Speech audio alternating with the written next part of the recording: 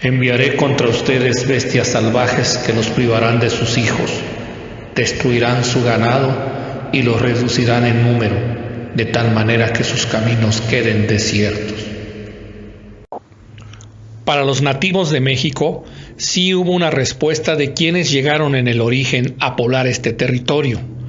Según Fray Bernardino de Sahagún, en su Historia General de las Cosas de la Nueva España, que se conoce también como el Códice Matritense, describe en el libro 10, capítulo 29, todas las generaciones que a esta tierra han venido a poblar. Ha años se cuenta que llegaron los primeros pobladores a estas partes de la Nueva España, que es casi otro mundo, y viniendo por la mar con navíos, aportaron al puerto, que está hacia el norte, y porque allí se desembarcaron, se llamó Panutla, lugar donde llegaron los que vinieron por la mar, y al presente se dice, aunque corruptamente, Pantlán. Y fueron a poblar en Tamuanchá, donde estuvieron mucho tiempo, y nunca dejaron de tener sus sabios o adivinos que se decían Amoshwaki, que quiere decir hombres entendidos en las pinturas antiguas, los cuales, aunque vinieron juntos, pero no se quedaron como los demás en Tamuanchán, de que dejándolos allí, tornáronse a embarcar y llevaron consigo todas las pinturas que habían traído consigo de los ritos y de los oficios mecánicos, y antes que se partiesen, primero les hicieron este razonamiento: sabed que manda nuestro Señor Dios que os quedéis aquí, en estas tierras, de las cuales os hace señores y os da la posesión, el cual vuelve donde vino, y nosotros con él, pero base para volver y tornar a os visitar cuando fuere ya tiempo de acabarse el mundo. Y entre tanto vosotros estaréis en estas tierras, esperándole, ir poseyendo estas tierras y todas las cosas contenidas en ellas, porque para tomarlas y poseerlas veniste por acá, y así quedad en buena hora, y nosotros nos vamos con el Señor nuestro Dios. Y así se partieron con su Dios, llevaban envuelto en un envoltorio de mantas, y siempre les iba hablando y diciendo lo que habían de hacer. Por lo cual inventaron la astrología judiciaria y el arte de interpretar los sueños. Compusieron la cuenta de los días y de las noches, y las horas, y las diferencias de tiempos, que se guardó mientras señorearon y gobernaron los señores de los toltecas, y de los mexicanos, y de los tepanecas, y de todos los chichimecas, por lo cual cuentan, no se puede saber tanto tiempo estuvieron en Tamuanchán. Quienes han podido dar testimonio a este enigma fueron los teósofos, que a través del don de la clarividencia pudieron ver los registros acásicos de nuestro planeta y saber lo que aconteció en eras pasadas. La fundadora y guía del movimiento teosófico de finales del siglo XIX, Elena Petrovna Blavatsky, en el volumen 2 de su magna obra La Doctrina Secreta, refiere: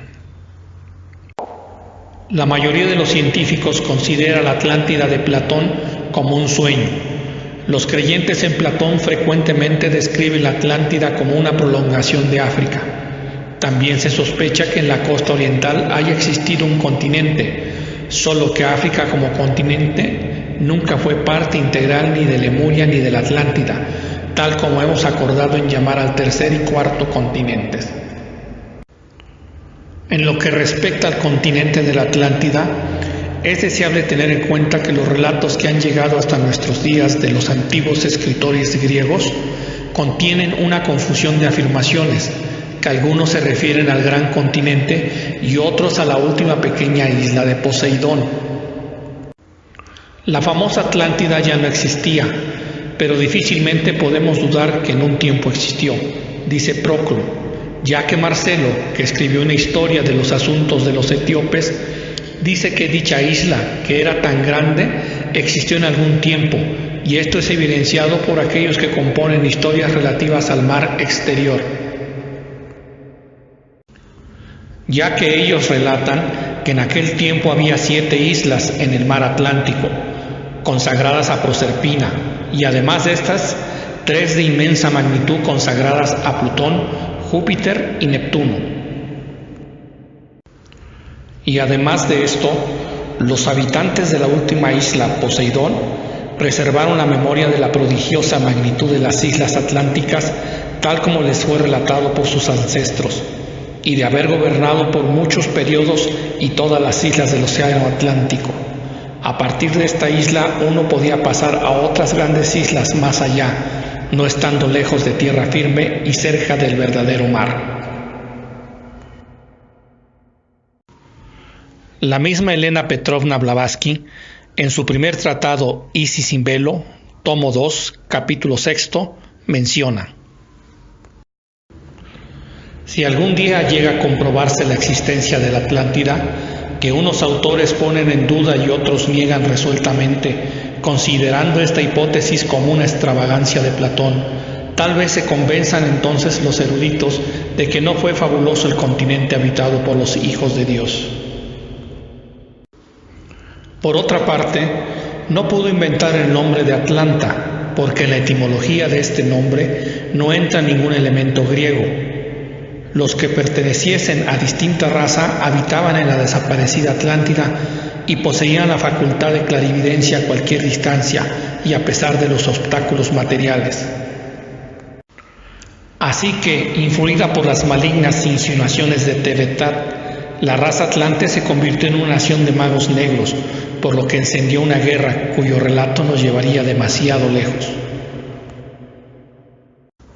El conflicto terminó con la sumersión de la Atlántida, que las tradiciones babilónicas y mosaica simbolizaron en el diluvio. Murió toda carne y todo hombre, los gigantes y los magos, todos menos Sistrus y Noé, equivalentes típicamente al padre de los tlinquitianos del Popol Vuh, quien como Vaisbhabata, el Noé indo, se salvó en un espacioso buque. El teósofo William Scott Elliot, en su tratado Historia de los Atlantes, en el apartado 3 causas contribuyeron a producir las emigraciones, relata: vamos ahora a tratar de los toltecas. Sus emigraciones se dirigieron principalmente hacia el oeste, por lo que las costas vecinas del continente americano estuvieron pobladas por toltecas de pura raza, siendo mestizos la mayor parte de los que quedaron en el continente madre. La raza se extendió y vivió en estado floreciente en ambas Américas, donde miles de años más tarde establecieron los imperios de México y del Perú. La grandeza de estos imperios es ya objeto de la historia, o por lo menos de la tradición, confirmada por los datos que ofrecen sus magníficos restos arquitectónicos. Debe advertirse aquí que aunque el imperio mexicano fue durante siglos grande y poderoso en todo aquello a que comúnmente se atribuye poder y grandeza en nuestra civilización actual, no alcanzó nunca la altura que llegaron los peruanos hace 14,000 años bajo el gobierno de los incas. Pues por lo que hace al bienestar general del pueblo, a la justicia y beneficencia de los gobernantes, a la forma equitativa del colonato y a la vida pura y religiosa de sus habitantes, el imperio del Perú de aquellos días puede mirarse como un eco tradicional, aunque débil, de la edad de oro de los toltecas en el continente de la Atlántida. El tipo medio del piel roja de América es el mejor representante que hoy existe del pueblo tolteca, bien entendido que no admite comparación con el individuo de aquella raza cuando alcanzó el nivel más elevado de su cultura. Un documento clave para los teósofos es el libro El hombre, fragmentos de una historia olvidada, escrito por 2 iniciados anónimos. En el capítulo 6, en el apartado La cuarta raza, los atlantes, encontramos estos datos. La primera civilización cuyas huellas inequívocas han llegado hasta nosotros pertenecía a la cuarta raza, la llamada Atlante. A este periodo pertenece la civilización mencionada en libros tales como el Popol Vuh, el Uttara Ramayana y otros. En la célebre epopeya sánscrita de Valmiki se hallan abundantes datos sobre la civilización de una raza de atlantes que habitó cerca del continente de la India. La prosperidad material de este pueblo estaba muy por encima de los arios de aquel tiempo. Su conocimiento de las fuerzas secretas de la naturaleza era maravilloso. Ellos sabían navegar en vehículos aéreos, valiéndose de un agente sutil que Balder Linton menciona bajo el nombre de Vril. Las casas, como la de los antiguos peruanos, estaban pavimentadas con oro. Las armas de destrucción que usaban comúnmente eran tan superiores a las que nosotros conocemos que difícilmente podríamos formarnos una idea de ellas. El arte, la literatura y la ciencia tuvieron su origen durante el periodo que vivió esta raza. Causará quizá alguna sorpresa el ver descritos los atlantes en las escrituras brahmánicas con el nombre de Rakshasas, palabra que significa comedores de cosas crudas, como también la ponderación que allí se hace de la maravillosa agudeza de su olfato. Pero existía un poderoso imperio atlántico que abarcaba varias islas de los mares indios, y su emperador Ravana fue, a pesar de las muchas leyendas simbólicas que le envuelven, un personaje histórico a quien muchos principados arios del continente estaban obligados a pagar tributo. Los poderes maravillosos que obtuvo sobre las fuerzas ocultas se hallan alegóricamente descritos en aquella célebre epopeya india. La destrucción de su imperio por Rama, el héroe ario, marcó la extinción de la supremacía atlántica en esa parte del mundo. Por más que en alguno que otro punto se vean ricas y poderosas colonias de atlantes, luchando todavía a largo tiempo por la existencia. Hemos dicho que los atlantes poseían conocimiento completo de algunas de las fuerzas más sutiles de la naturaleza, ahora generalmente desconocida para los hijos de los hombres.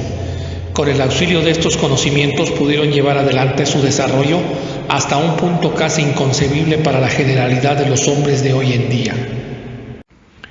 Aunque algunas de las fuerzas ocultas de la naturaleza pueden ser conocidas y manejadas por personas de carácter moral ruin y egoísta, los misterios más sublimes serán siempre reservados a los hombres puros y generosos. Los grandes cataclismos que ponen fin a la degeneración cíclica de las razas se producen cuando estos magos negros, espiritualmente degradados, hacen inevitable un conflicto general entre ellos y los adeptos de la buena ley. El último de estos grandes conflictos fue seguido por la sumersión del último continente de la Atlántida. Algunos siglos después de ese acontecimiento que quitó a los magos negros su predominio, mas no la existencia, hallamos a los magos negros atlantes contrarrestando alguna que otra vez el progreso y el desarrollo de los estudiantes de la verdadera ciencia oculta. En la gran epopeya sánscrita del Mahabharata encontramos la terrible lucha entre Anusalva, rey de los magos negros del Bengala norte oriental, país aún hoy famoso por la hechicería y la brujería, y Krishna con su pueblo, cuya lucha terminó con la completa derrota del primero. Los magos negros existen bajo varios nombres. Sus ritos y prácticas son horribles y repugnantes, y por medio de ellas invocan el auxilio de algunos de los peores principios de la naturaleza, elementarios peligrosos y aún más viles y peligrosos elementales. El poder así adquirido lo emplean los magos negros para castigar a sus enemigos o bien para sus depravados intentos. Están siempre al acecho para hacer daño a los hombres, y ocurre a menudo que una persona que hace una buena resolución se siente malignamente contrariada por ellos en su propósito. Annie Besant, segunda presidenta de la Sociedad Teosófica en Adyar, India, junto con el teósofo Monseñor Charles Webster Leadbeater, a través de grupos de trabajo practicando la clarividencia, escribieron el libro El hombre de dónde y cómo vino, a dónde va. En el apartado La magia negra entre los atlantes refieren: por entonces, las principales naciones cultas de Atlantis se habían dividido en dos opuestos campos. Uno de ellos tenía por metrópoli sagrada la antigua ciudad de las Puertas de Oro y conservaba el tradicional culto de su raza, el culto del sol, ya en la belleza del oro, revestido de los brillantes colores de la aurora y rodeado de los radiantes mancebos y doncellas de su corte. El emperador blanco gobernaba a los hijos del refulgente sol y su estirpe había mantenido sobre ellos durante miles de años indisputable señorío, pero poco a poco los apartados reinos gobernados por virreyes se declararon independientes y establecieron una confederación bajo la guía de un hombre de siniestra influencia que apareció entre ellos.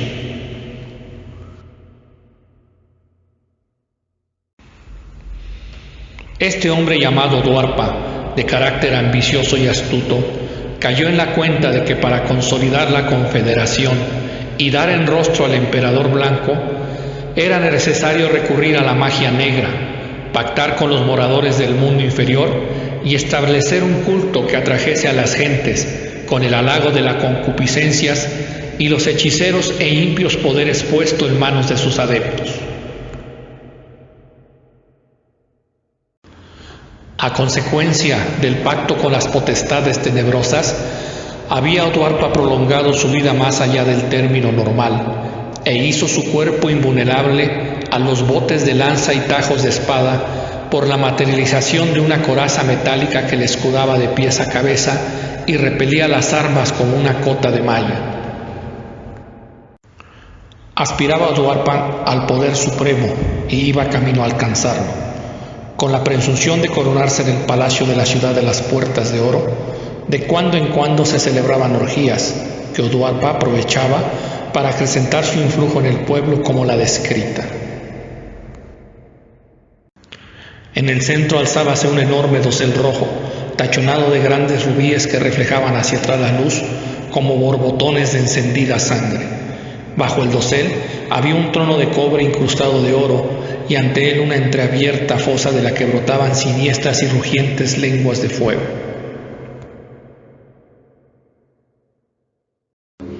Llenaban el aire pesadas nubes de un extraño incienso que envenenaba y enloquecía.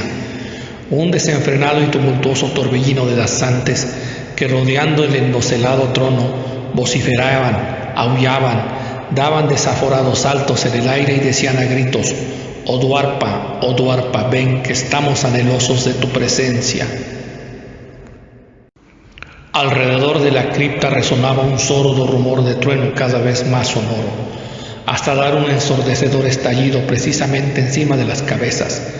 Saltaron entonces con mayor violencia las llamas y entre ellas apareció la poderosa figura de Duarpa, semejante a la del ángel caído por la áspera y agria magia de su apostura y su semblante más bien triste que grave, pero vigorizado por indomable orgullo y férrea resolución. Creció en aquel punto el desenfreno de la orgía y entraron los esclavos, unos con enormes cántaros de licores ardientes y otros con copas para servir. La embriaguez de la bebida se añadió a la del baile y las lógubres luces tornaron rojizos tintes de crepúsculo. El resto de la orgía vale más para reservado que para descrito. Mas ved que del mismo sitio por donde había aparecido Duarpa llega una extraña procesión de peludos bípedos, de largos brazos y garras en pies y manos, con cabezas de bruto, cubiertos de crines que les caían sobre los hombros, dándoles horrorosas y espantables figuras que, sin serlo de todo definida, era horriblemente humana. Llevaban en las garrosas manos cajas y vasijas, y al unirse a los más desenfrenados danzantes, acrecentaron con embriagueces y lujurias la locura de aquellos disolutos, cuyo cuerpo embadurnaron los monstruosos con el ungüento que llevaban en las cajas y les dieron a beber el contenido de las vasijas. He aquí entonces que caen sin sentido al suelo, en confusa entremezcla, y de cada montón surge una forma animal de regallona y encolerizada catadura, que desaparece de la cripta para sumirse en las negruras de la noche.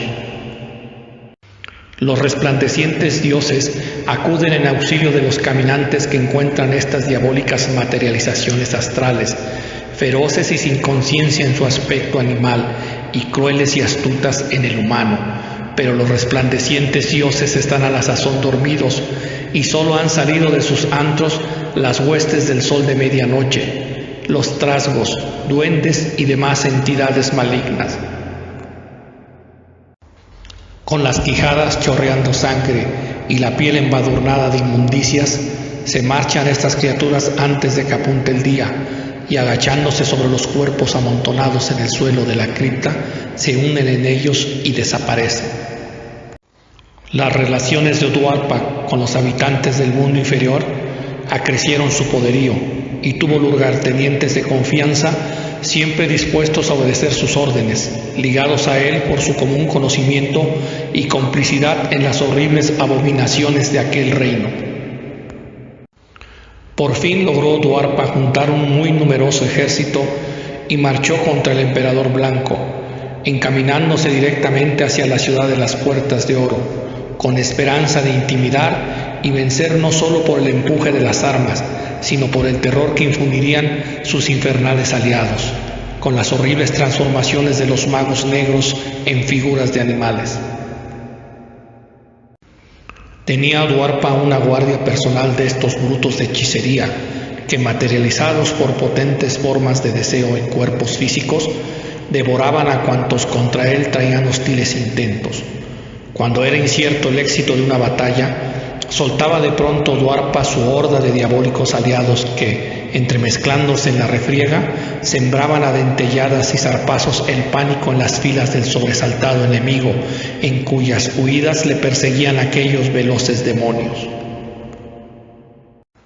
Con añadidura de que el tropel de hechiceros tomaba igualmente formas animales para infundirse en los cadáveres, entronizado Duarpa sobre un montón de cadáveres y rodeado de sus guardias de animales y semianimales, ciñó la corona imperial en la ciudad de las Puertas de Oro y tomó el profano título de Rey Divino. El Corpus Hermeticum, que comprende una colección de 24 libros escritos en griego, textos sagrados de los esenciales principios y creencias de Hermes, de donde proviene el vocablo hermético para todo lo guardado, impenetrable, secreto, oculto y misterioso. Clemente de Alejandría, discípulo del filósofo Amonio Sacas y padre de la escuela catequística de Alejandría, le atribuyó 42 tratados.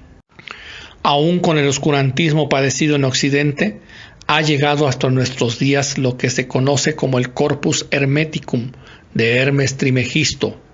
Parte de este fue recuperado en 1463 por Cosme de Medici. Era un manuscrito bizantino que contenía los primeros 14 libros, los cuales fueron traducidos ese mismo año al latín por el humanista florentino Marsilio Ficinio, y gracias a la imprenta se publicaría en 1471 la primera versión impresa.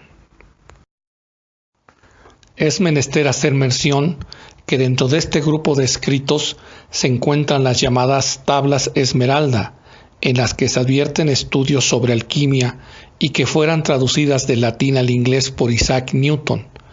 En este tratado, las tablas Esmeralda, en la tabla sexta, apartado La llave de la magia, dice: hace mucho, mucho tiempo, en la época del hombre primitivo, una guerra comenzó entre las tinieblas y la luz. Los hombres, entonces como ahora, estaban llenos de tinieblas y de luz, pero mientras en algunos las tinieblas los cubrían del todo, en otros la luz llenaba su alma por completo. Han existido adeptos de la magia negra, quienes han luchado siempre contra la luz, pero también ha habido otros maestros llenos de brillantez, los que siempre han luchado por conquistar las tinieblas. Donde quiera que hayas estado, en todas las épocas y planos, seguramente habrás sido testigo de la batalla contra las tinieblas. Muchos seres humanos en aquellos tiempos estaban tan llenos de tinieblas que solamente una débil llamita de luz quedaba en sus almas. Perdidos en la más completa negación, algunos de ellos eran magos negros oceaneses que se esforzaban por llenarlo todo con su poder, tratando de conducir a otros dentro de su terrible noche.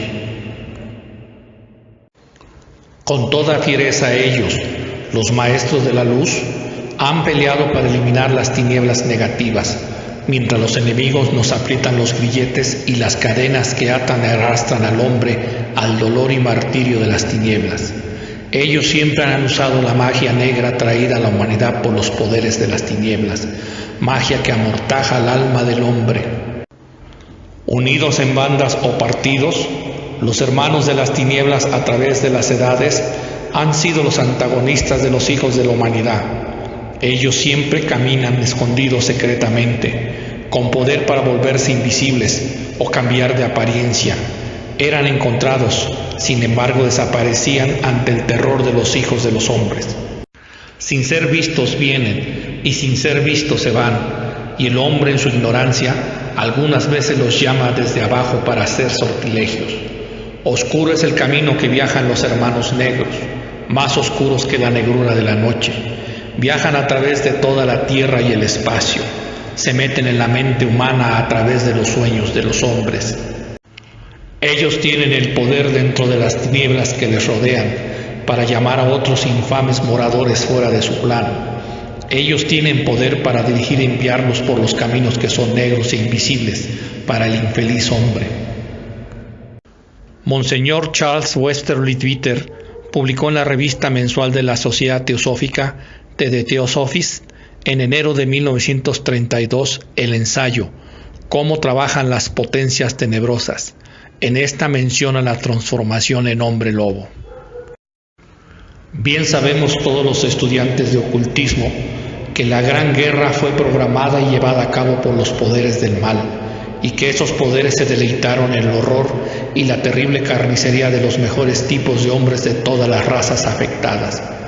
De tiempo en tiempo ocurren grandes crisis mundiales, en las cuales las fuerzas del bien y del mal se lanzan las unas contra las otras en compactas filas y obligan a la humanidad a tomar parte en el conflicto, ya sea de uno u otro lado.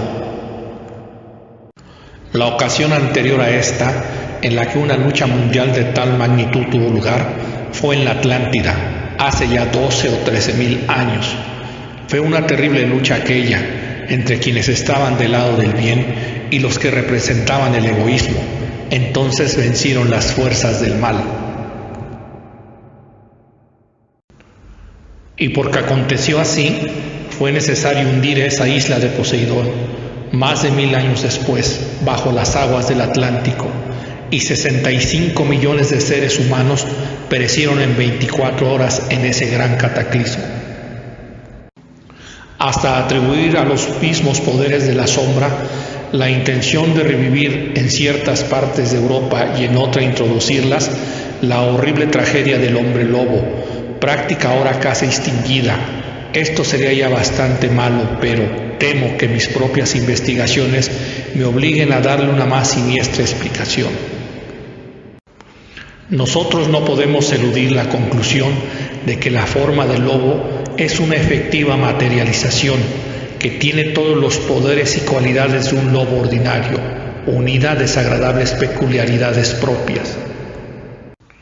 Yo mismo en una ocasión vi claramente efectuarse el cambio de la forma humana a la del lobo, cosa que ocurrió a 3 metros de distancia del lugar donde me hallaba, y tuve la inmediata y segura evidencia de la realidad, fuerza y ferocidad de la bestia.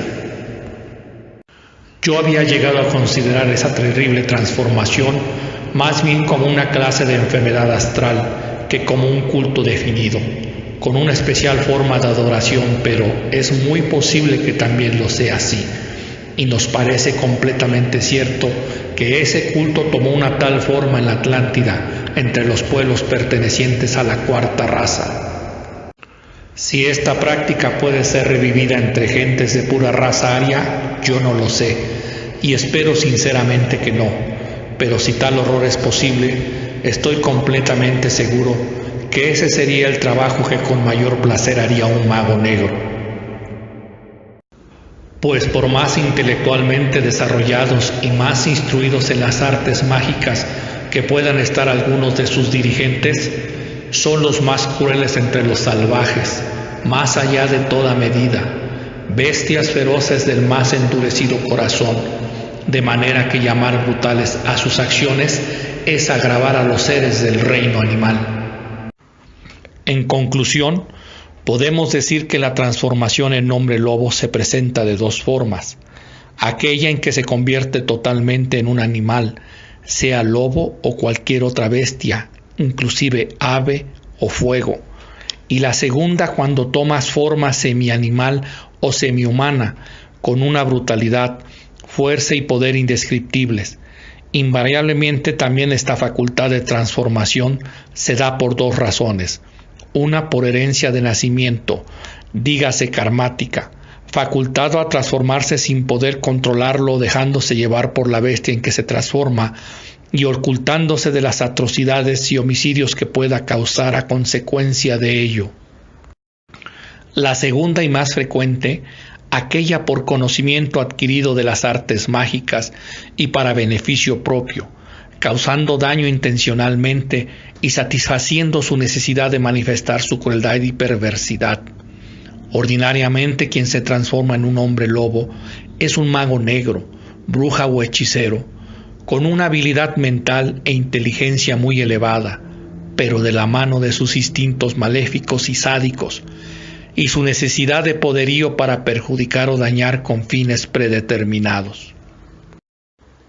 La ciencia oculta reconoce los ciclos que existen en nuestro universo. Le llaman la ley del péndulo, y así como hubieron acontecimientos en la historia de la humanidad que le dieron grandeza, así vendrán tiempos en que vendrá oscuridad y maldad.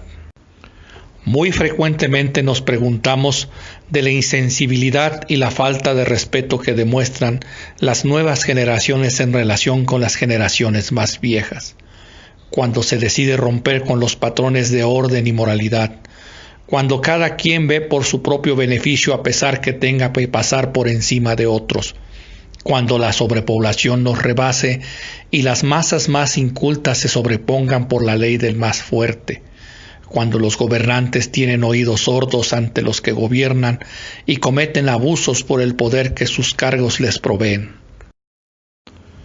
Entonces, ese es el caldo de cultivo para refugiarse en ritos y creencias viles y salvajes que ya habían quedado en el pasado, y resurge la violencia desde el seno familiar. Se impone la ley de primero yo, después yo y al último yo.